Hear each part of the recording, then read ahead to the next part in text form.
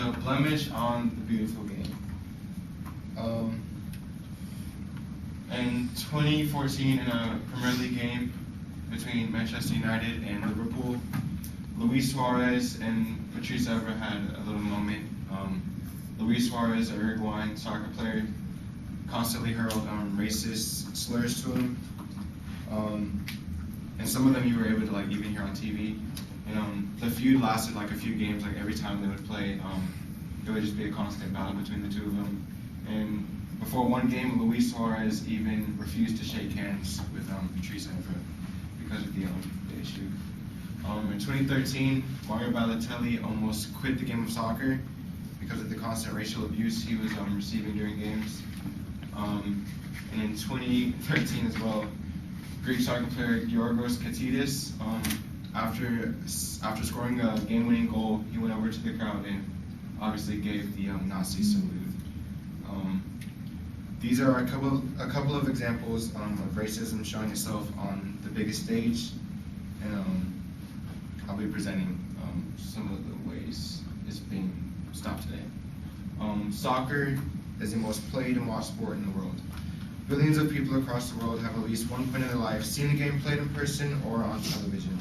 With that, many world issues such as racism are bound to present themselves in the game.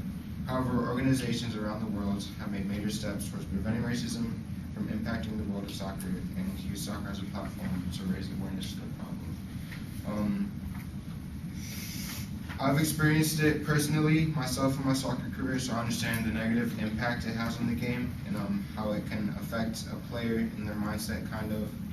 I was playing U12 soccer back in Houston, so I was about middle school age, and we were playing against a predominantly Hispanic team, and my team was pretty white, so I was the only black kid on the field, and so at that time it wasn't really a thing I thought of that much, but the Mexican parents, they figured I didn't know Spanish, but I did, and so I could kind of hear, I was kind of on the side that the parents were on, because the parents sit on the side of the field and everything, and so I could kind of constantly hear the remarks.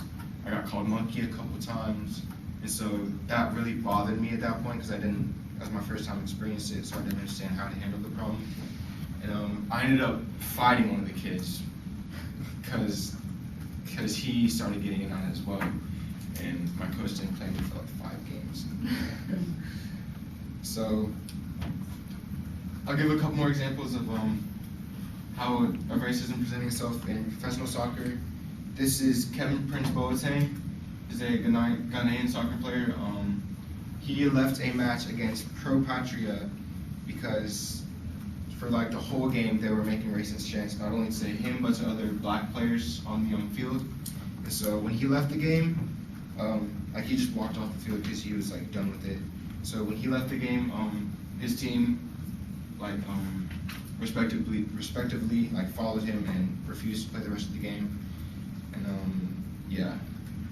And then in 2014, while taking a corner kick, Barcelona defender Dani Alves, a banana was thrown at him while on the field, and comedically he ate it to kind of say up yours to the fan that threw it. And then yeah,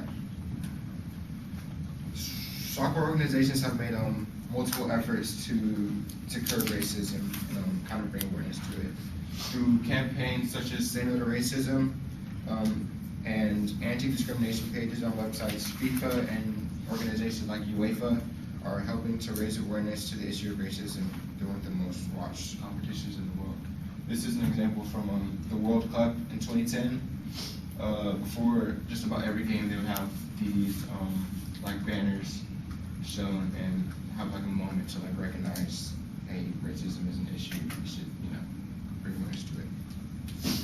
And in the game against Croatia and Serbia, Croatian fans began chanting "Kill the Serbs" to the Serbian fans that were there, because they were at home obviously, so they felt empowered to do that. And FIFA, the main organization of soccer, fined the Croatian Football Federation, 80,000 francs, which is about 79,000 US dollars. So whenever like fans act up and stuff, FIFA punishes the clubs that are responsible for it. In summation, I've shown a couple ways racism is still prevalent in the world of soccer. It's an issue that you can't really understand fully until you experience it itself. But diversity in a worldwide sport such as soccer is something that should be embraced. It is a sport that brings people of different backgrounds together, so it is important for fans, players, and clubs to bring awareness to these issues.